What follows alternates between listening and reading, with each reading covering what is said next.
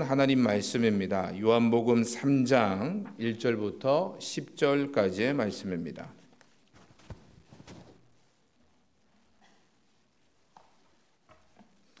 요한복음 3장, 제가 가지고 있는 성경은 신약성경 145면에 있는 말씀입니다. 요한복음 3장 1절부터 10절까지의 말씀을 우리 한 절씩 교독해서 읽겠습니다. 1절 말씀 제가 먼저 읽겠습니다.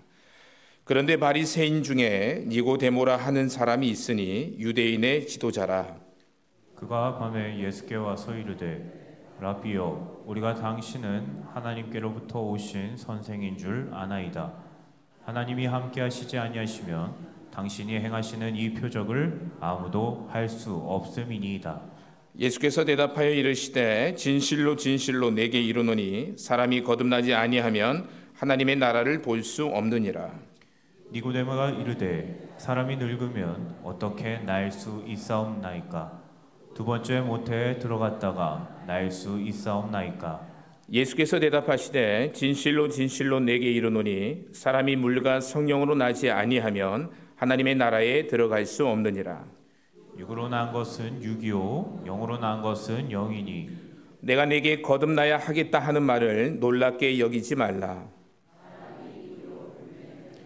소리는 들어도 어디서 와서 어디로 가는지 알지 못하나니 성령으로 난 사람도 다 그러하니라. 니고데모가 대답하여 이르되 어찌 그러한 일이 있을 수 있나이까? 예수께서 그에게 대답하여 이르시되 너는 이스라엘의 선생으로서 이러한 것들을 알지 못하느냐. 아멘. 오늘 수요 예배 나오신 우리 성도님들 주님의 이름으로 환영하고 축복합니다. 우리 옆에 있는 분들 이렇게 인사하겠습니다. 예배 잘 오셨습니다. 사랑하고 축복합니다.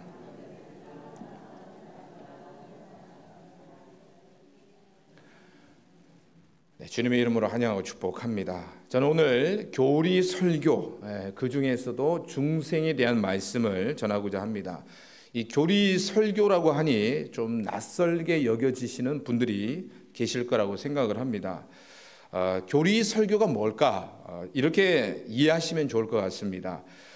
먼저 교리라는 것은 성경에 있는 다양한 그 어떤 내용들을 체계적으로 정리한 것, 이렇게 말씀을 드릴 수 있는데, 성경에는 예수 그리스도라고 하는 한 주제를 향해서 여러 소주제들이 이렇게 들어가 있습니다. 함축되어 있습니다.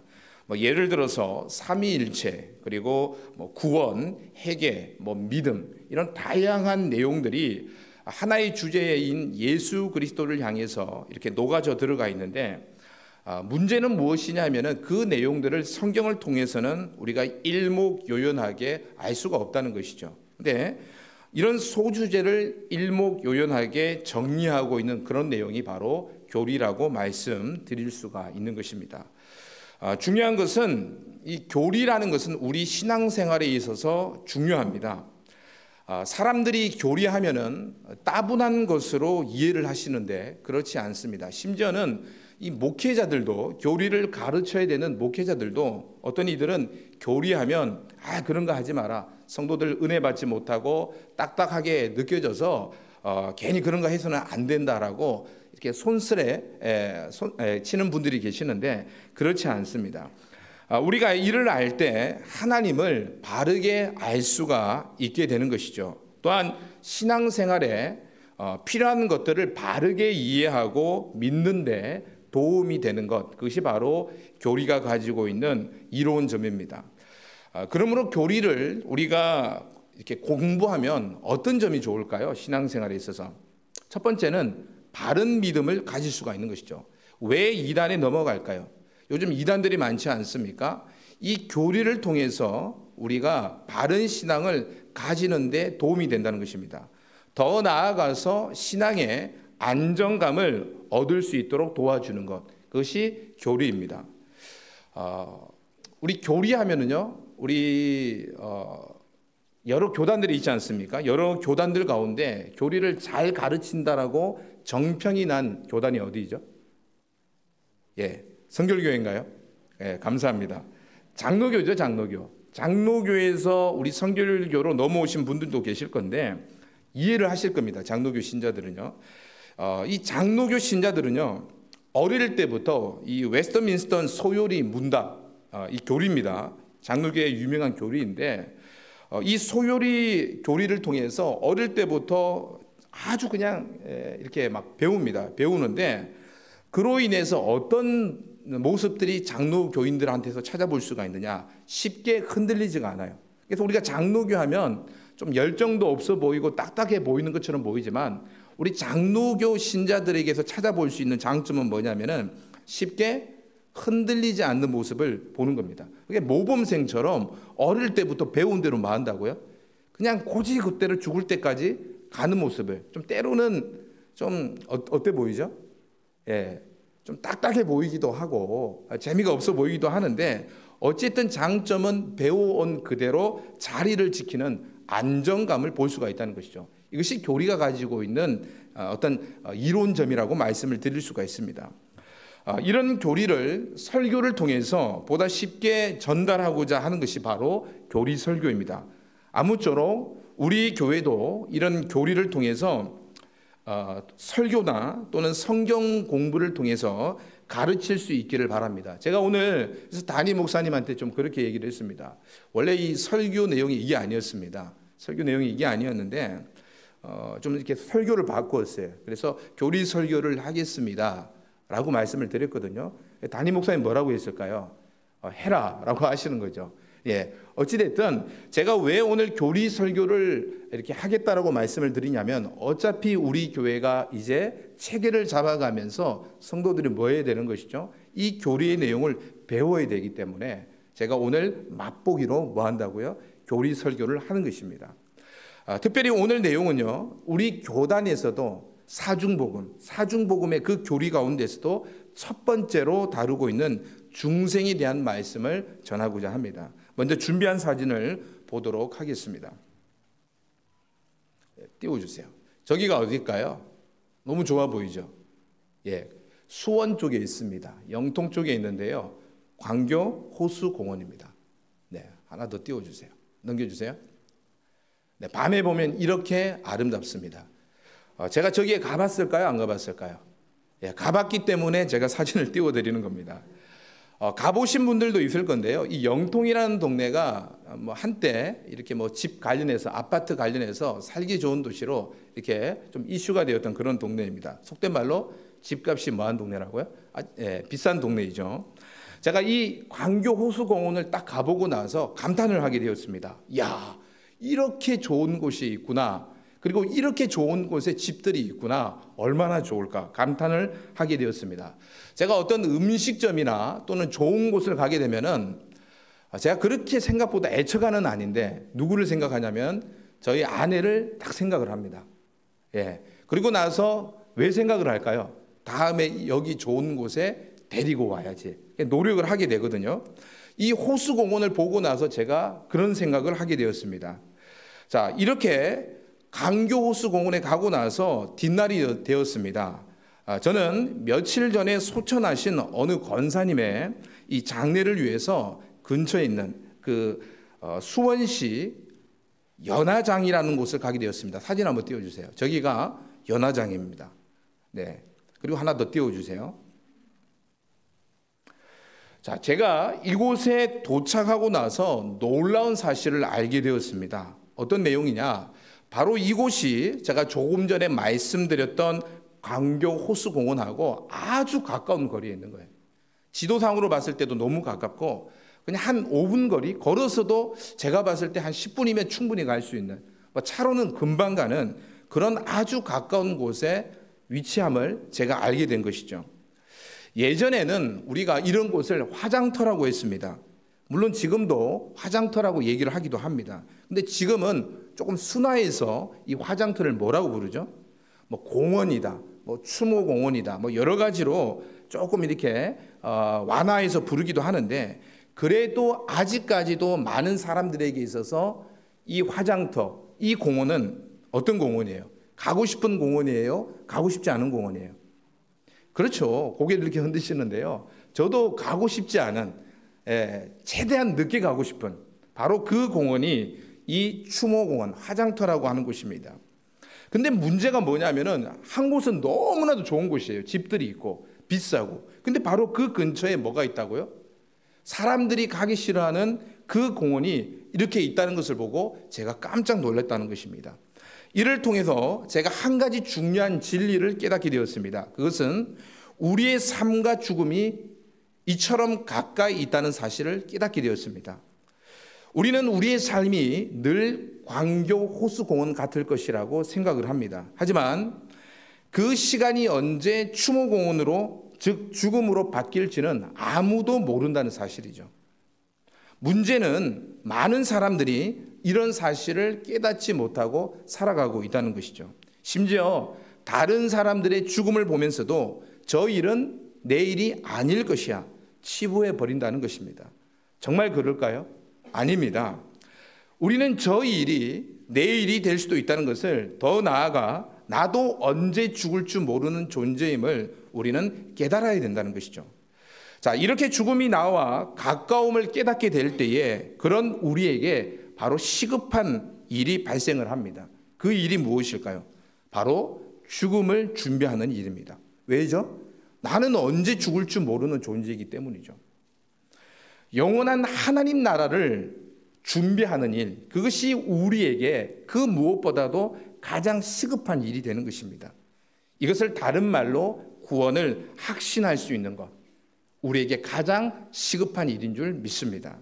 근데 여기서 한 가지 문제가 있습니다. 구원의 확신만을 우리가 가진다고 해서 정말 구원에 이를 수 있을까요? 구원을 확신했습니다. 근데 눈을 떠보니, 죽어서 눈을 떠보니 하나님이 계시고, 근데 하나님 제가 믿습니다, 확신합니다 했는데 너 아니다, 그 확신 잘못되었다라고 말씀하신다면 우리 어떻게 해야 되겠습니까? 되돌릴 수도 없는데. 자, 이 질문에 대한 제가 답을 드린다면, 먼저 구원을 받기 위해서 우리에게 이 확신이 필요합니다. 구원에 대한 확신을 가지는 것 정말 중요합니다. 그리고 한 가지가 여기에 더 필요하다는 것이죠. 그것은 구원에 대한 증거를 우리가 찾는 것입니다. 이 확신에 구원에 대한 증거를 우리가 가지고 있어야 된다는 것이죠. 자, 오늘 말씀을 들으면서 아니 구원에 대한 증거를 찾는다는 것은 무엇인가? 그게 무슨 뜻인가라고 생각해 볼 수 있습니다. 근데 제가 오늘 구원에 대한 증거를 찾아야 한다라고 말씀드리는 것은, 그 의미는 바로 오늘 설교의 주제인 중생과 관련되어 있음을 우리가 알아야 된다는 것이죠. 우리가 복음을 듣고 예수님을 구주로 믿게 될 때 우리에게 일어나는 첫 번째 사건이 있습니다. 무엇일까요? 바로 칭의라고 합니다. 칭의. 칭의가 무엇일까요? 의롭다 하심을 뭐 했다고요? 받았다. 칭했다. 의롭다 하심을. 칭의는 하나님께서 우리의 죄를 용서해 주시고 그리고 의롭다라고 선포해 주시는 사건으로 하나님 편에서 이루어지는 외적인 사건이라고 말씀을 드릴 수가 있습니다. 쉽게 말해서 우리가 죄를 지으면 죄값을 치러야 됩니다. 죄인으로서 죄값을 치러야 돼요. 근데 하나님께서 예수 그리스도로 말미암아 우리 죄를 뭐 해주신다고요? 용서해 주신다고요. 그리고 너는 이제 죄가 없다라고 인정해 주시는 사건, 바로 그렇게 공포해 주시는 사건, 이것이 바로 칭의라는 것입니다. 근데 이 칭의의 사건은 우리가 확인할 수가 있을까요? 없을까요? 없어요. 왜냐하면 하나님 편에서 하나님이 결정하시는 것으로 우리는 그렇게 됨을 단지 믿을 뿐입니다. 이것이 확신입니다.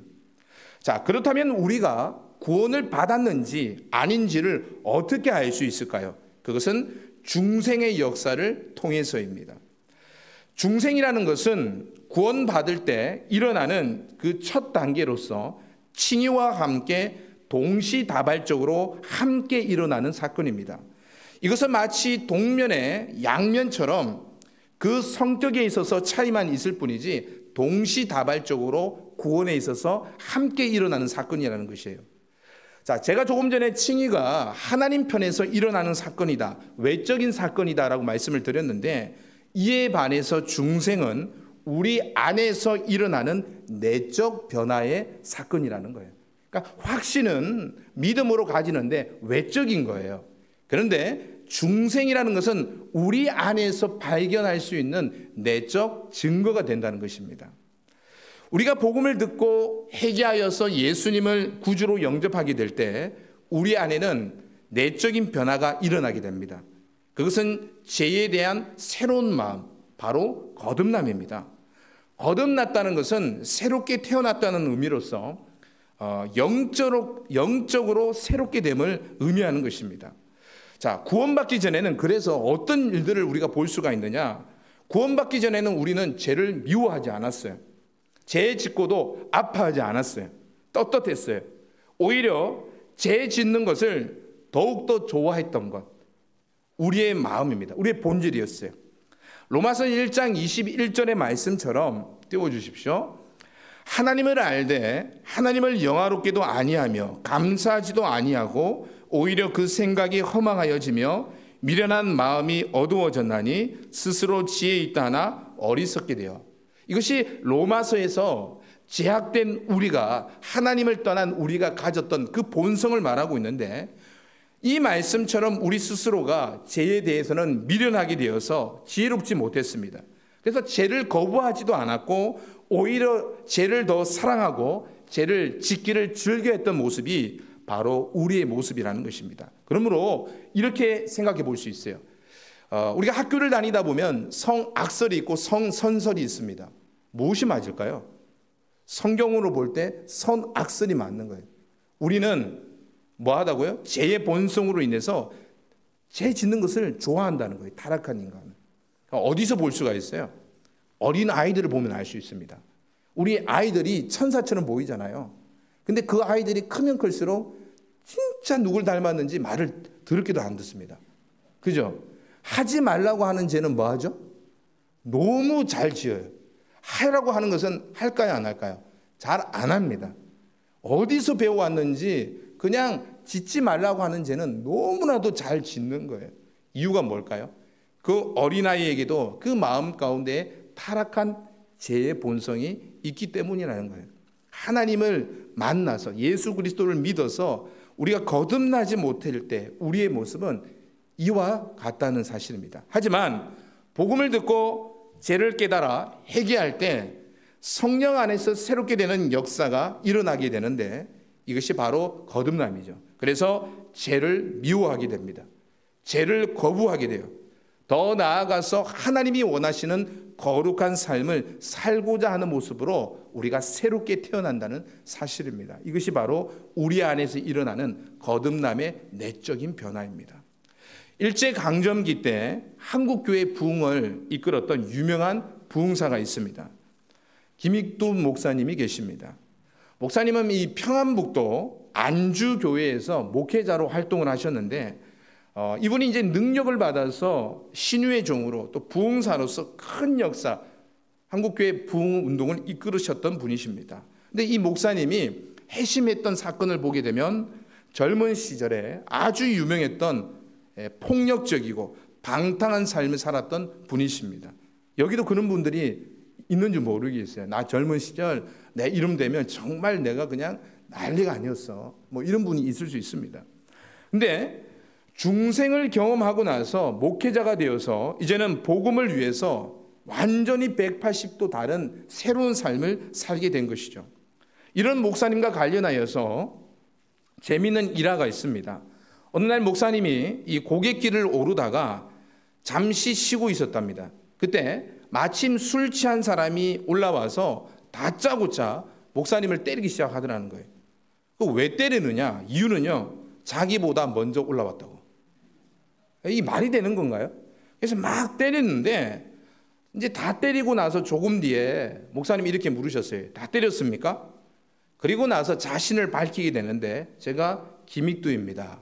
그때 목사님을 때렸던 사람의 얼굴이 어떻게 되는 거예요? 사색이 되어가지고 막 무릎을 꿇고 제발 살려달라고 빌었다는 것이죠. 그 유명한 김익두라는 것을 알게 되었으니까. 그때 목사님이 이런 말씀을 하셨답니다. 복은 당신이 받고 매는 내가 맞았다 라고 말씀하시며 이분을 전도하셨고, 그 복받은 사람은 이후에 어떻게 되었을까요? 예수님을 믿고 장로가 되었다는 유명한 일화가 있습니다. 이처럼 중생은 우리 내면의 변화로 이때 우리가 뭐 한다고요? 새로운 본성을 가지게 되는 거예요. 거듭나게 되는 거예요. 죄를 미워하게 되고요. 하나님이 원하시는 거룩한 삶을 살게 되는데, 이것이 가능한 이유가 성령께서 우리 안에 들어오셔서 죄와 허물로 죽었던 우리의 영혼을 새롭게 하신다는 거예요. 그래서 그리스도의 생명을 주시고 하나님의 형상으로 새롭게 나게 하셔서 바로 새롭게 거듭난 존재로 만드시기 때문인 줄 믿습니다. 그러므로 왜 중생을 통해서 우리가 구원받았는지 아닌지를 알 수 있을까요? 그것은 중생은 우리 안에 일어나는 구원의 내적 변화로 우리 스스로가 알 수 있는 구원의 내적 증거가 되기 때문입니다. 딱 아는 거예요. 저 사람 예수 믿고 변화되었어. 우리 아빠, 우리 엄마 예수 믿고 변화되었어. 근데 사람들만 알까요? 예수 믿고 변화된 것은, 거듭났다는 것은 나도 아는 거예요. 나 변화되었어. 아는 거예요. 증거를 우리 안에서 찾을 수가 있다는 것입니다. 자, 여러분에게 물어보겠습니다. 구원받았습니까? 중생의 역사가 여러분 가운데 있습니까? 이를 통해서 구원의 확신을 가질 수 있는 여러분들 되시기를 주님의 이름으로 축복합니다. 자, 그러면 여기서 중요한 것이 무엇일까요? 어떻게 그렇다면 우리가 이 중생을 경험할 수 있는가입니다. 저는 여기에 대해서 오늘 두 가지 말씀을 전하고자 하는데, 첫 번째는 중생은 성령을 통해서 이루어지는 사건임을 알아야 됩니다. 예수님은 오늘 본문 5절에서 물과 성령으로 나지 아니하면 하나님 나라에 들어갈 수 없음을 말씀하고 계십니다. 자, 여기서 물과 성령에 대한 해석은 여러 가지가 있습니다. 하지만 대표적인 해석은 물과 성령은 다른 것이 아니라는 거예요. 원어를 보게 되면 물, 즉 성령이라는 뜻을 가지고 있습니다. 결국 이 물은 성령을 의미한다고 해석을 하는 것인데, 에스겔 36장의 말씀을 통해서 물은 정결케 하는 것입니다. 왜 물이 나왔느냐?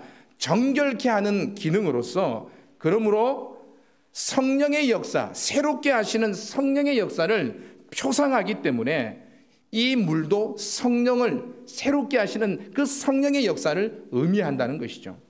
중생은 이처럼 성령에 의해서 이루어지는 사건입니다. 예수님도 오늘 8절에서 거듭난 자의 모습을 설명하시면서 이것이 성령에 의해 이루어짐을 가르쳐주고 있습니다. 우리 8절의 말씀을 한번 보겠습니다. 네, 함께 읽겠습니다. 시작. 바람이 임의로 불매 내가 그 소리는 들어도 어디서 와서 어디로 가는지 알지 못하나니 성령으로 난 사람도 다 그러하니라. 몰라요. 바람이 눈에 보입니까? 안 보입니다.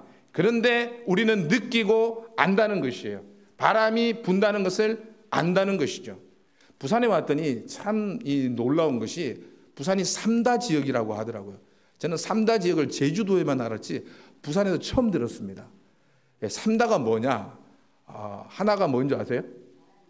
예, 그렇죠. 하나는 아파트. 그리고 하나는 뭐냐? 예, 하나는 노인. 좀 기분 나쁠 수가 있는데, 또 하나는 무엇일까요? 그 유명한 바람입니다. 예, 이렇게 하시는 분이 있는데, 살면서도 바람을, 이 부산 지역 가면 바람이 유명하잖아요. 그런데 이 바람이 눈에 보입니까? 안 보입니까? 안 보여요.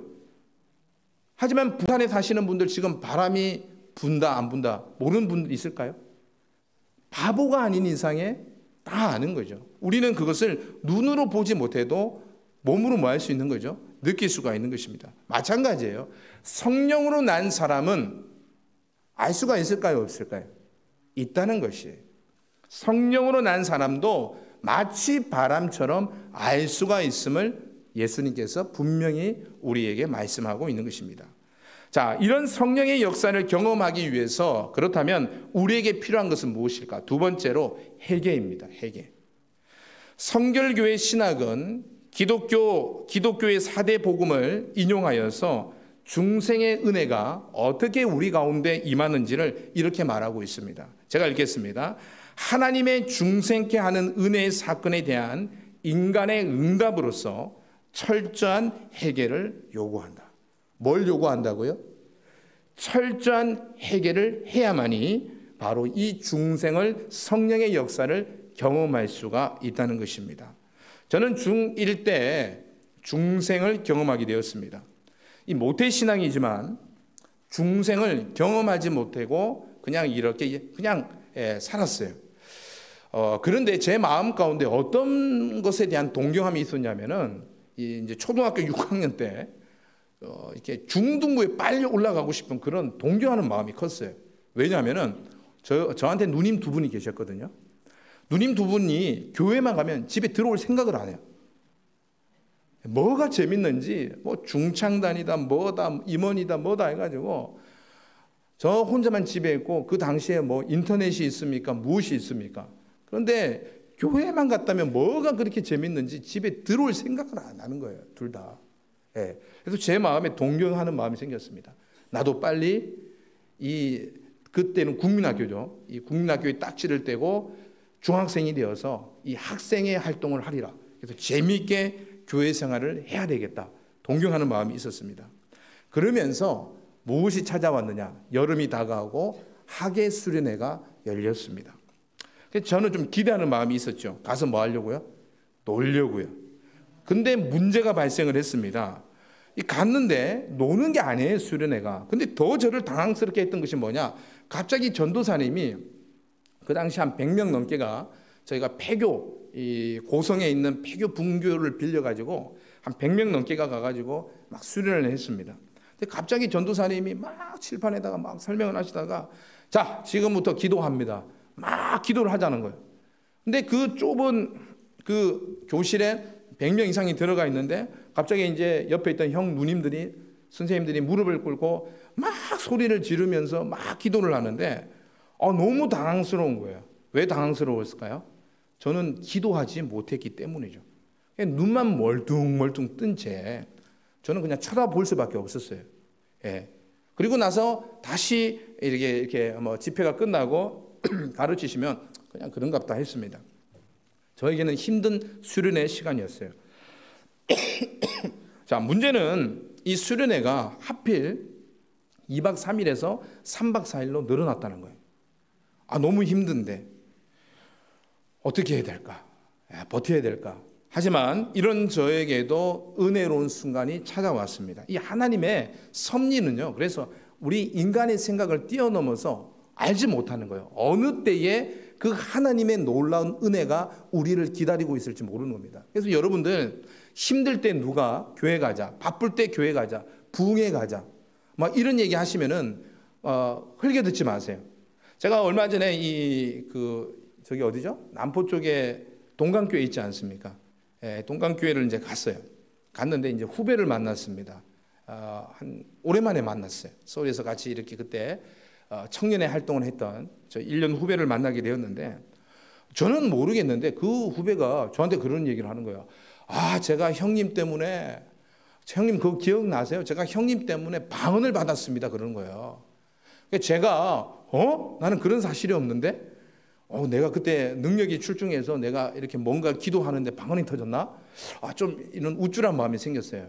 알고 봤더니 그게 아니고 그때 이제 서울신학대학교를 다닐 때 저희 금요기도회가 있었습니다. 학교에서요. 근데 제가 이제 많이 가지는 않고 많은 사람들이 참여하지는 않고 이제 멤버들이 있었는데 제가 이 친구를 딱 보고 방황하는 이 친구를 보고 야 가자 해서 강건적으로 끌고 간 거예요. 그때 이제 그 기도회가 숫자는 많이 모이지 않았지만 되게 은혜로웠거든요. 또 외부에서 또 이런 귀한 강사님들이 오셔가지고 은혜로웠어요. 아마도 그때 좀 이제 어떤 은사가 있는 강사님이 오신다는 얘기를 듣고 제가 아마 이 동생을 측은히 여겨서 강건적으로 데리고 간 것 같아요. 근데 그때 이 친구가 어떻게 됐다고요? 처음부터 형님 말씀에 제가 순종하고 따라가겠습니다. 그랬겠어요? 아니죠. 이렇게 막 그냥 우물쭈물 하다가 좀 형이 가자고 하니까 뭐 좀 강건하여 가자고 하니까 따라갔겠죠. 근데 그때 뭘 받았다는 겁니까? 성령의 은사를 경험했다는 것이죠. 방언이 터졌다는 거예요.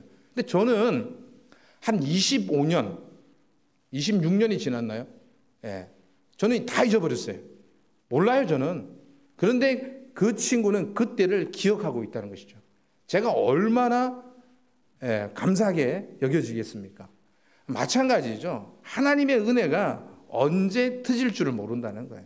그래서 목사님께서 갑자기 어느 날 이거 하십시오, 또 나오십시오, 우리 구역장님이 또는 우리 장로님들이 우리 남녀전도회에서 그런 강건함을 여러분들한테 이렇게 강건하게 뭔가를 얘기할 때 그것을 그냥 흘려보내서는 안 된다는 것이죠. 어쨌든 하나님께서는 저를 위해서 이 3박 4일의 시간을 준비를 하셨습니다. 어떤 은혜가 임했느냐, 갑자기 이 전도사님이 좀 야성이 있었던 것 같아요. 서울 이제 출신의 전도사님이신데 어느 날 우리에게 이런 얘기를 하는 겁니다. 지금부터 이 낮 시간에 이 운동장에 다 뿔뿔이 흩어져라.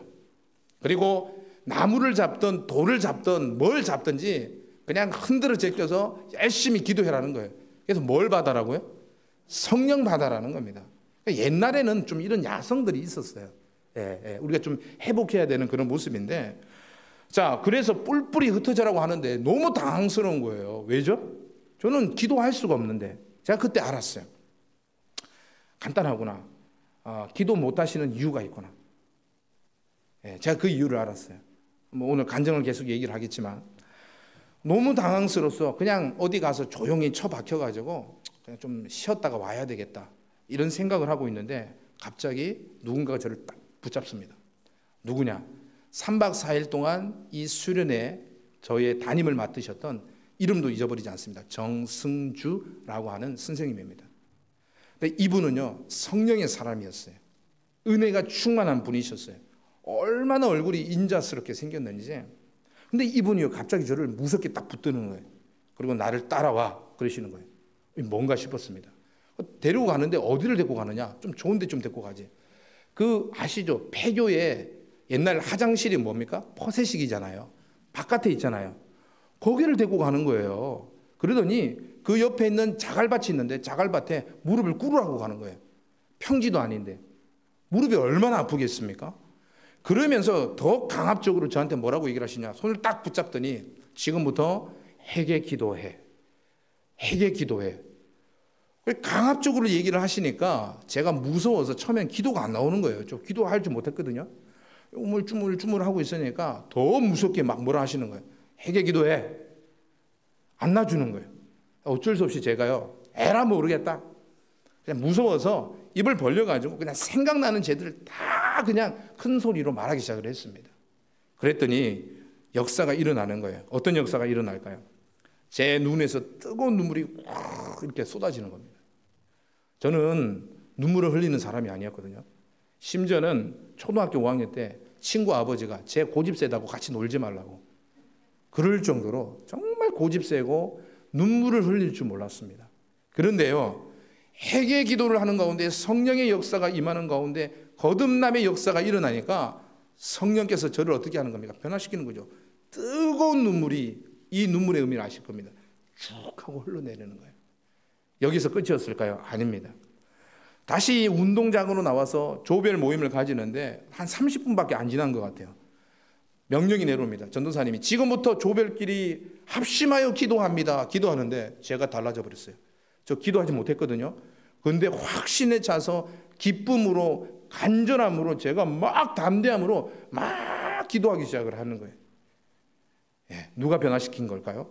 성령께서 저를 변화시켰다는 사실입니다. 놀라운 것은 또 여기서 끝나지 않습니다. 앞에서 말씀드린 것처럼 수련회 이후에 제 삶이 변화되는데요, 고백했던 죄를 멀리하는 거예요. 그리고 말씀을 시키지도 않는데 제 스스로가 하나님의 말씀을 읽기 시작하더라는 것입니다. 더 이상 이전의 모습을 기뻐하지 않고 하나님을 기쁘시게 하는 삶으로 변화된 저의 모습을 보게 된 것입니다. 중생의 은혜를 통해서 말입니다. 그러므로 중생의 역사가 있기 위해서는 뭐가 있어야 된다고요? 먼저 회개가 있어야 됨을 알아야 됩니다. 철저한 회개입니다. 진정한 회개가 있어야 된다는 것입니다. 그렇다면 진정한 회개는 무엇일까요?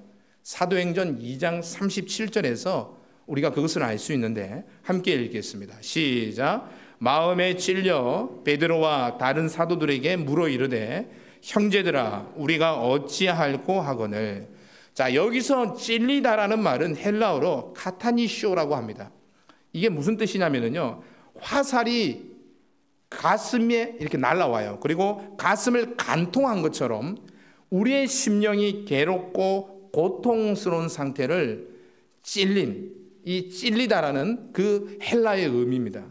하나님의 말씀을 들을 때에, 복음을 들을 때에 우리 가운데 어떤 마음이 생긴다고요? 죄에 대해서 찔림이 생긴다는 거예요. 그래서 우리가 아파하게 되는 것이에요. 그때 우리가 그래서 회개하게 되는 것이죠. 그래서 먼저는 진정한 해결을 위해서는 우리가 말씀과 복음을 통하여 아파함이 있어야 됩니다. 죄에 대해서 아파함이 있어야 돼요. 근데 여기서 끝내서는 안 됩니다. 진정한 해결로 가기 위해서는 이 아파함을 넘어서서 우리 삶에 돌이킴이 있어야 된다는 거예요. 결단을 통해서 지금까지 잘못 살아왔던 우리의 삶을 180도로 바꾸어서 주님이 원하시는 삶을 살아가는 것, 예수님을 나의 주인으로 모시고 그분이 원하시는 철저한 삶을 복종해서 살아가는 것, 이것이 진정한 회개임을 우리가 깨달아야 될 줄 믿습니다. 그때 하나님은 아세요. 우리가 정말 회개했는지 아니면 그냥 입술로만 회개했는지. 회개가 무엇이라고요? 아파합니다. 왜 아파요? 내가 지금까지 주인으로 살아왔거든요. 그래서 내가 원하는 삶을 살아왔어요. 하나님이 원치 않는 삶을 살아왔어요. 이게 죄입니다. 그런데 오늘 복음을 듣고 말씀을 듣는 가운데 성령께서 역사하시는 거예요. 아파함을 주시는 거예요. 그리고 깨닫는 마음을 주시는 거예요. 그 가운데에 의지를 가지고 결단을 가지고 예수 그리스도를 나의 구원자 주님으로 진정으로 모시고 돌이킬 때에 하나님은 우리의 죄를 용서해 주시고 더 나아가 거듭남 중생에 새롭게 하시는 놀라운 역사를 주실 줄 믿습니다. 오늘 저는 처음에 두 사진을 보여드렸습니다. 여러분, 첫 번째 사진은 보기 좋은데 두 번째 사진은 보기 싫죠. 저도 그렇습니다. 우리 사람의 마음이 그렇습니다. 사람은 죽음이라는 단어를 싫어합니다. 왜냐하면 죽음 이후의 세계가 두렵기 때문에 그렇습니다. 근데 여러분에게 한번 이렇게 여쭈고 싶습니다. 한치 앞을 우리가 몰라 두려움 가운데 하루하루를 우리가 살아가야 되겠습니까? 아니면 하루를 살아도 하나님 나라의 확신과 기쁨 가운데 우리는 정말 살아가야 되지 않겠습니까? 오늘 예수님은 우리가 회개하여야 물과 성령으로 거듭난다라고 말씀하시면서 또한 하나님 나라를 볼 수 있고 하나님 나라에 들어갈 수 있음을 말씀하셨습니다. 죄송합니다. 하나님 나라의 백성으로서 이 땅을 살 때도 우리는 그래서 확신 가운데 기쁨 가운데 살아갈 수가 있는 거예요. 그러므로 예수 믿는 자들의 죽음은요, 뭐가 있을까요? 담대함이 있습니다. 우리의 죽음은 영원한 세계로 들어가기 위해서 잠시 눈을 감는 시간에 불과하다는 것입니다. 오늘 성경에 등장하는 이 니고데모를 한번 보겠습니다. 니고데모의 이름의 뜻은 승리자라는 뜻을 가지고 있습니다. 니고데모, 승리자. 근데 그거 아십니까? 이 니고데모는 바리새인입니다. 그리고 백성의 영적 지도자로서 누구보다도 말씀을 잘 안다라고 인정받는 사람이었습니다. 하지만 그런 그에게도 해결되지 않는 한 가지가 있었습니다. 바로 구원에 대한 확신이었습니다. 이런 그가 오늘 구원에 대한 확신을 가지기 위해 누구에게 찾아왔나요? 예수님께 한밤중에 찾아온 것이죠.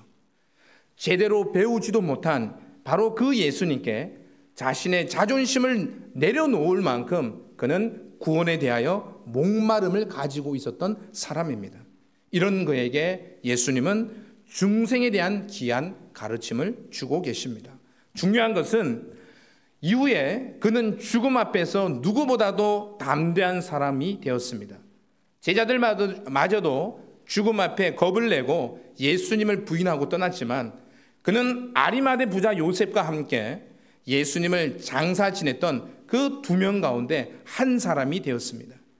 그가 이렇게 행동할 수 있었던 이유가 무엇일까요?